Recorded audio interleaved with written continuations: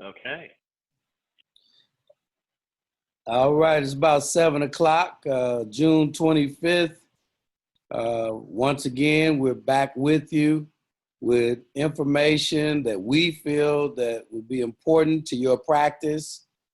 My name is Steve LaBroi of the LaBroi Insurance Group, author of the Human Equity Line of Credit, and introducing again Rich Clouse, Goldberg, Clouse, and Edgel, the author of Rich Dentist, Poor Dentist. And we got a great topic tonight. And just to let you know how this strategy in personal finance can work with the things that you're buying and the things that you're preparing to spend money on in your practice and outside of your practice. So again, tonight, we're looking forward to it, and we're gonna welcome Rich Clouse. Take it away, Rich. Hey, thanks, Steve. Hey, thanks everybody for joining us tonight. Tonight's going to be a little different than what we've done, in the past. We're going to look at some numbers, so hopefully you can understand them. And there's a lot of them tonight, but I think it's very, very important, as Steve and I talked about, to help people understand. We talk about infinite banking, and what is infinite banking? All that is what the banks do. The banks just have systems that continue to make them profit after profit after profit. And tonight we're going to look at, different than some other times, we're going to show you that you can have infinite banking without using a cap plan cash value policy. If you read the book, if you've been on the other live webinars, gone to the website, then we talk about using that cash value specially designed policy to create that. And it works. But we're going to show you some ways tonight that you could look at it and still be better off than 99% of the people that are out there. So let's kind of get started with it. So what is infinite banking? Think of, we've got some trunks there. We're going to compare traditional loans to paying cash, paying yourself back, paying it to the bank, and finally to infinite banking. So kind of a wow, that's a lot of comparing. And as I mentioned, there's going to be a few illustrations we need to look at here. What we're going to do, though, is we're going to start with a shoebox or a mattress. How many times have you heard in maybe the downturn of the market, man, if I'd only had the money in a shoebox, if I only had the money in the mattress, I wouldn't have lost any money. So we're going to first look at this, but we're just going to store your money in a mattress. And you kind of be thinking, well, how in the world can that work? Well, especially, we're going to start, and you're not going to see and earn any interest. So I know a lot of you are kind of going, well, how in the world? There's no way in the world I can make money, doing that. So let's see how they compare. Steve and I put this together. There are 8 different illustrations we're going to look at. I don't want to spend time on it now, but when you go back and look at this, or if you're on our website and you see it and you want to go through it, this gives you an idea of what's happening in each one of the 8 illustrations we're going to look at. So what we're looking here at 8 different ways you can purchase cars. As you remember, Steve and I always refer to cars because everybody, other than if you're living in one of the big cities, is going to need to buy cars, and they're going to need to replenish cars because cars wear down. The other piece we're looking at is if a person is saving $10,000 a year. So we kept that constant in each one of these 8. So I'm going to go through each one of them, but remember, go back and look at this so you can see what's going on. So as an example, the first one is we're saving $10,000 a year, and you're earning no interest. And we're looking over a 30-year period. So now I'm going to tell you again, 10 grand for 30 years in the shoebox, in your mattress, not in your interest earnings. So this format is going to be the same in all of them. You can see here, there's the $10,000 going in. There's the 0% interest, and over 30 years, no magic on this, you have $300,000 because you put away $10,000 for 30 years. So that's our barometer of what we're doing. That if you didn't have to do anything else and you just put the money in the shoebox, you'd have 300 grand. So the second, you've saved cash, but now it's time to pay the bank interest because that's what most people do to buy a car. So do you use your own money and save the interest? Well, why would you think anything about that? Well, as we've talked in the past, Dave Ramsey is an example that's out there. Basically, and Susie Orman talk about never pay interest to anybody. It doesn't make sense to pay an interest. Use your own money. So let's look at what happens, there. So here's our same two that we had there. Here is taking $30,000 out for 6 times for the car. Well, thanks, Dave. How much money do you have at the end of 30 years? This is kind of a wow. Because I didn't pay interest to anybody else. Well, what happened? Well, I've lost $180,000 because typically what happens when you use your money, you don't basically attach any value to that. You might put some of the money back, but it's not the same as having a payment. You hear us talk about, Steve and I both, about honest banker. Honest banker is very simple. If you're going to have to pay the bank X dollars a month, you ought to pay it to yourself. So in this example, there's a problem. And it didn't work too well. So let's just do something very basic. Let's pay the money back for the cost of the cars. Well, what does that mean? If you took $30,000 out and you're going to do it every 4 years, that means you need to put back $7,500 a year. 7,500 times 4 is $30,000. So when we look at that, there's the 30, there's the $7,500 a year going back in. Our other columns are still the same. Well, look what miraculously happens. Even at zero interest, you're back to the $300,000. So Dave will talk about never use your money, don't pay interest to anybody else. All this takes one step further is money needs to reside someplace, so you need to at least pay yourself back what you've taken out of the account. Now, that's not the best way to do it, but I think you'd say I can either have $1.20 if I spend the difference, or if I just put it back, I'm still at least at my $300,000. So next, let's do and look at what most people do. And we're using a 6% assumption interest rate. As we've talked in all of our other webinars and presentations we give, 6% could be high some years, 6% could be low some years. We kept it constant at 6%. As we talk, the big question, who do you like better, the bank or your family? If your family's watching or listening, I hope you said your family, because if not, you're in big trouble. Part of the problem Steve and I run into is that people don't understand what they can do and how to handle their debts. So it's not for lack of wanting to do something, they just don't know how to do it. But let's look at this and what effect does it have on your shoebox if you do it this way. Again, I'm highlighting these so you can kind of look back and see. There's the same amount of money, no interest. There's the $30,000 coming out 6 times. Here, basically, is 6% interest. Ballpark is $722 a month in payments. So what's going on here is you're using the bank's money. Well, if you use the bank's money, that means your $10,000 and 0% interest is still accumulating. So now you've got your $300,000 back. But what's happened? See the number right there?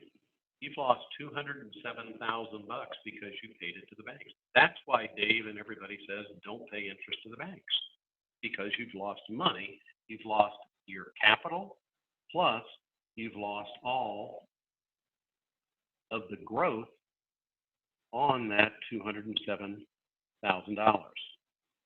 So when you look and try to get infinite banking working on your side, what we're trying to do is to say, how can we pick back up some or all of that $207,000? So this example is the way a majority of people will buy cars, have other debt, credit card, student loans, whatever else. They're just going to go, that's what everybody does. They borrow the money and they pay it back to the institution. So what else is there? Well, if you've been with us many times, there is something else, and you know there is. It's just a matter of helping you figure out how to put it together in your own personal situation. So next, if you look at, we're accumulating that $10,000 a year. Well, we don't need all that money right away. So why don't we go to the bank and ask the bank to pay us some interest? So we're going to say, let's say you can earn 2% in CDs today. That's not a lot of interest. It's better than not getting anything. The question that is very, very important, and Steve and I ask all our dentists this all the time. If you're accumulating money for a purchase inside your practice or in your personal life that's going to be coming up in the foreseeable future, where do you accumulate the money? Do you go to stocks? Do you go to mutual funds? Do you go to real estate? Not that I can see people nodding their heads or shaking their heads the other way, and they're going, no, you don't go to that. Everybody we ask says we put it in our money market account, our practice checking account, and we say, well, why? Because we know we need the money and we can't afford to have less money than we need, because then we won't be able to afford that purchase in the practice. We're paying that debt off in the practice. So now that we're earning interest, the money is going to grow. I think everybody would agree with that. So let's see what happens. Now, here's the change. You can see the 2% interest in there. Everything else is the same. Payment's still there. Look what happens over here. By earning some interest on it, we picked up $100,000. We're still paying the bank, but because interest has allowed us to grow on our $10,000, we're still down here, but we picked up $100,000 because if you remember, the last one had $300,000 over here. So we picked up $100,000, with that. Now there's some other things going on, and I'm not sure if anybody can think of what else might be going on, but let's just go to the next screen and see. Yes, it does grow, but what else comes along with that? Well, if you earn interest, what's Uncle Sam want? He wants income taxes. For our example today, Steve and I just used a 30% tax rate. Could be city tax, state tax, federal tax. As you and I and everybody knows, there's taxes every time we turn around. So 30% is just a ballpark. So we're going to look that if you are earning the interest and we apply a 30% tax bracket, what do you think happens to your money? Well, you're all going to say it's going down. It is going to go down because if we're going to pay Uncle Sam, or better yet, we kind of like Uncle Sam. We don't like the IRS. So if we're going to pay the IRS, we're going to lose a little bit of money. But let's take a look at it. So here are basically the taxes. We're still getting our 2%. We're still putting our $10,000 in. We're still taking the $30,000 out 6 times. But look what happens here. Remember what that number was on the other page? $405,000. So we've lost $35,000 earning 2% because of taxes. So is it still better? Of course, it's still better. But part of understanding wealth and how to accumulate money is understanding every facet that we need to look at. Without looking at taxes and any implications of what we're trying to do in building wealth, we're missing part of the boat. Just because someone says they've got $1 million in a retirement plan, that's not all their money. Because when they go to take it out, they're going to have to pay income taxes. So if you compare $1 million in a retirement plan to maybe $800,000 outside of a retirement plan, but that isn't subject to tax, that $800,000 is actually more money. But if you don't take into consideration taxes, you're missing a big planning piece. A lot of people get fooled on that because they don't have an advisor or a quarterback like Steve and I apply for that job to make sure that you're looking at all the various pieces. Not that we need to handle everything, but we need to understand what you're doing in all those areas to properly advise you to take advantage of the things you can take advantage of and not be misled by what may look like a lot of money, but it's not going to turn out to be as much money. So these are all ways so far that we're paying money to the banks. Now, what you kind of ask us to do, what we tell everybody to do, better ways. So what's next? Okay, we are not, in this example, going to borrow money from the banks. So what the heck does that mean? Well, that means we're going to use your money. We've been accumulating this 10 grand a year. We've been using 2% on it. We're going to have to pay tax on it, but let's use our money. So this will be showing you that you can do infinite banking and you can make more money, but you need to be an honest banker. Back to one of those first slides. What did it say? Who do you like better, the banks or your family? So let's look and see what happens, with this. We've still got taxes here. We still got the 2%.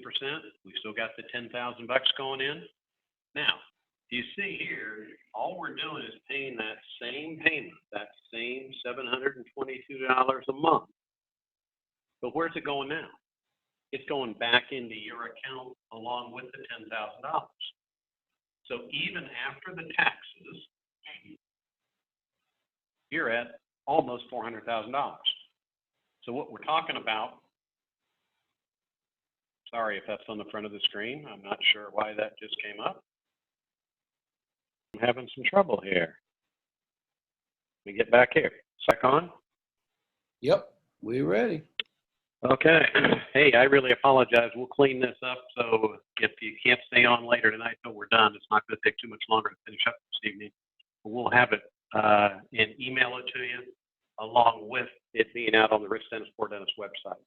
So let me back up a second then and go, what we were talking about here is once you add taxes and you're paying it to the bank, you end up with $369,000 compared to 405 before you had tax into play. Then our number 7 here, we're not using the bank, we're using your own money. And you're being an honest banker by paying yourself back and paying it back at the same rate that the bank would get paid. So what we've got here is we've got a happy face because we've accumulated about $35,000 more money by just paying ourselves the same thing we've been paid to the bank. Now, the question we always ask, how many families have one car? Not many of them. Well, if you think about just buying cars properly, and let's just say it's 2 in a family. Let's say it's not kids' cars. Let's just say it's 2. Well, if you look at that $396,000, in essence, what we're talking about is you could have $800,000 in real money to use if you just handle your cars more efficiently. People just forget that that's an awful lot of money. Next to mortgages, cars are the most expensive things people pay for throughout their lifetime. So now we figured out this is not using a cap plan cash values at all. So let's kind of go to the next step and see what else we can kind of come up with. Okay, so what did we learn? As we said, you can do banking without cash values in a life policy. So why would you want to do it? Well, hopefully in the next slide we can show you. If there's a big if right here, if most people don't need to make payments to the bank, they spend the money, not save it. That's why, as we tell people, if we help you pay a debt off, say in July of 2019, and it's $500 a month, if we don't help you put that $500 a month in August someplace, it's going to get absorbed and spent in your life. And it's not that people don't want to do something different with it. It just happens to be gone. And so that's why we work so closely with all our dentists around the country to make sure that we help you that very next month be as efficient with that money as possible and have become honest banker. So if you pay yourself back, you have the use of the cars and more money. If you pay back at the same or higher interest rate than you pay the bank, you will have more wealth, not the bank. If you earn interest, you pay tax unless you use the cap plan with the cash values. Let's see how that works. I think most people go, well, wait a minute, if that will work, why wouldn't I want to do that? That's what Steve and I tell our dentists all day long. Why wouldn't you want to do it? We can help you find find the money to do it, why wouldn't you want to do it? So let's look at it. Here's the $10,000. I don't have an interest rate because this is actually the policy that's generating. What do you see here? 0 taxes. There's the same $722 a month that we've had every time, paying at 6%. What do you think of that number? I think that gives, maybe 3 of the happy faces. Remember what our other number was? After tax, it was $396,000. So we're talking about almost $160,000 more in cash because you were able to use the cap plan policy with cash values. The reason it works is twofold. 1, no taxes. And 2, if you remember from other conversations, your money never leaves the policy. It continues to earn interest. We'll look at that here in a minute. So don't gloss over this. Go back and look at these 8 illustrations and see how it's the same money going out, but you can create significant amounts of wealth. Again, multiply the 557 by another car. You're talking about significant additional wealth. So could your cap plan cash values do more? Let me go back here. Let's say you're right here and you got $360,000 of cash in there and you want to buy a piece of real estate, or you want to buy another piece of equipment in your practice, or. Well, if you utilize those, then that's going to create more wealth. So as long as you have cash values in a policy, you can leverage them to have more options and accumulate more. That's what Steve and I help all of our clients do. We help you determine what's next. What do you need to use it for? If there's nothing next, practice-wise or anything else, we can turn to maybe trying to leverage it into some investment stuff. So can you think of some opportunities? What about some real estate? What about some great stocks? What about more equipment at the practice or business? All those are options. And now honest banker is the key because you control cash and you build more wealth. So what we're really talking about, if you remember in some of our other ones, we built a house with money in it. This just stockpiles money. If you're over here doing it the other way, if you remember, what did you see in all other things? Oops. Jeez. Your money flies away. And where does it go? It goes to the banks. We want you to control it. Yep. Jeez. Let me get back here again. All right. So next, how does that work? In some of the other things we've talked about, an and asset or R asset. In traditional planning, and this is why this works with cars or not, it's easy to write. So if you had $100,000 and it was sitting over here in mutual funds, someone said you ought to buy real estate, and you wanted to buy real estate. Well, what happens? If you only have $100,000, can you have $100,000 in mutual funds and $100,000 in real estate? No, you can't have it both with the same money. So if you have more assets, it limits what your money can do for you. Well, what's an and asset? Well, an and asset is your cash values. You can leverage, you can borrow against, you can use as collateral. So if you've got $100,000 here and you leverage it and you buy real estate, now you have $100,000 over here growing. So basically your cash values earn the same interest, the same dividend, because you didn't take them out, you leveraged against them and used it as collateral. Your and asset, real estate is growing, providing a cash flow and wealth.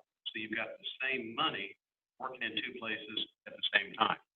That's why, in addition to the taxes, using the cash value in the cap plan will create more wealth than just saving the money in the illustration, before that.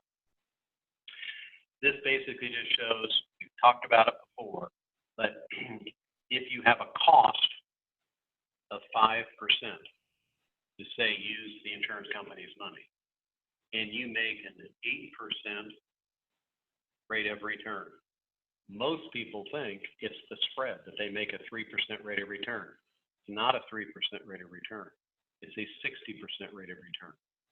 Very simply, if you have a cost of 5 and you make a 3% profit, 3% of on 5 is a 60% rate of return. Easier sometimes to look at. If you had a cost of 5 and you made 10, it's 100% rate of return. So even if that spread of what's your cost to the insurance company to use their money is not very high, it can drive significant rates of return. So using the cap plan for these items can create significant wealth. So what have we learned? We've learned that managing your debt, if you think like a banker, can create more opportunities and be in better control of any and all debt. We can show you how to accomplish the setting. As we talk every time in these, because you're a part of this, you've got the access for a consultation with Steve and I, a 30-minute free consultation to see if these concepts can help and work for you. There's not a whole lot of things that are free in life, but you get our time and our expertise for free. And if you want to move forward, great. If you don't, you still are going to learn a lot. So the real question comes back here is, do you want the banks or you to be in control and benefit of your family? I think the little thing right there in the middle says that if we do this, we're going to be happy and our family's going to be really happy. So Steve and I'd like to thank you for tonight. We really appreciate your time. So let's get together to discuss, how this can help your future wealth. Again, it's a free consultation. We don't have phone numbers for a lot of you, which is fine with us. Reach out to Steve or reach out to me and let us know, hey, we were on the webinar. We understand it. We want to kind of get an idea of how can it work for us. And then, we'll schedule the time, we'll get together, and we'll hopefully be able to get you on the right way to where you can be as efficient as possible. Well, Steve, I know we've run over tonight with the little snafu tech problem we had, but I think we had some questions come in. Well, why don't you go ahead? Okay, we'll quickly run through a couple. We want to make sure we inform our crowd as much as possible. One came through to me is, why do Dave Ramsey and Susie Orman say to use cash and don't pay interest to the banks? Yeah, that's a real good one. We started off kind of early on that one. Typically keep in mind any national, we talked about this in our April webinar, but any national financial people are taking a shotgun approach. They're telling you not specifically for you, but just in general. So theoretically, it's pretty easy to say, well, should you pay interest to banks or not pay interest to banks? Well, that's a no-brainer if you don't take it any further than that. So it gets a lot of traction of not doing that. But we saw in the second illustration, if we use that philosophy of what Dave says, don't pay interest to the banks, use your money, you've dropped from $300,000 down to $120,000, so it cost you $180,000. So we just think it's a wrong strategy. But it needs to be put together in context with planning to make sure that people understand the whys. Yep. What do you got next, Steve? All right, listen up. How can life insurance cash values be worth more than just the bank account values if they're paying back the same amount? Right. That's a great question. Let's just go back right to there. That's how. You've got money working two places. When you just put it back in your savings account is an or asset, or your CD account is an or asset.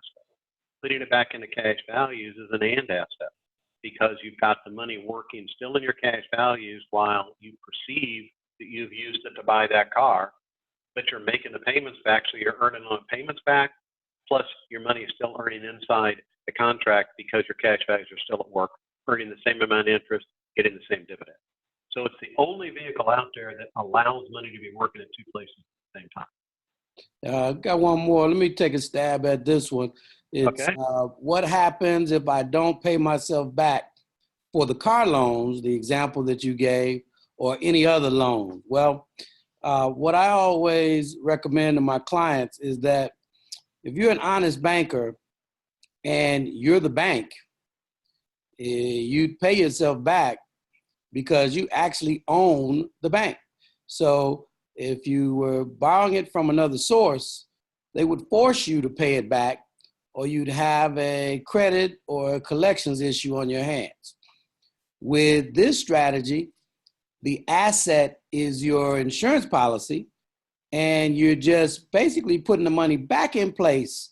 We always say depositing, not paying a loan back. Loan is always that term we kind of construe as that hammer over our head. But when we're talking about our bank, the Infinite Bank, we basically are depositing money back into our bank to be able to use again and again and again. And again, those dollars are protected from creditors, and they have the continued protection of legacy with the life insurance portion. So hopefully that explains a little bit about that, but we get into that very deep when we consult with clients, and we look forward to talking to all of you or any of you at any time that you need.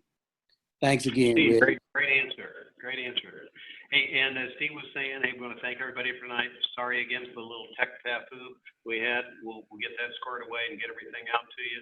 And we'll look forward to next month. Not exactly sure what the topic's going to be, but tonight hopefully will generate some questions, but also generate a little bit better knowledge on how and what Steve and I can help put together. So thanks again. We'll see you next time. Have a good summer. We'll talk to you in a month or so. All right. Thank Take you. care.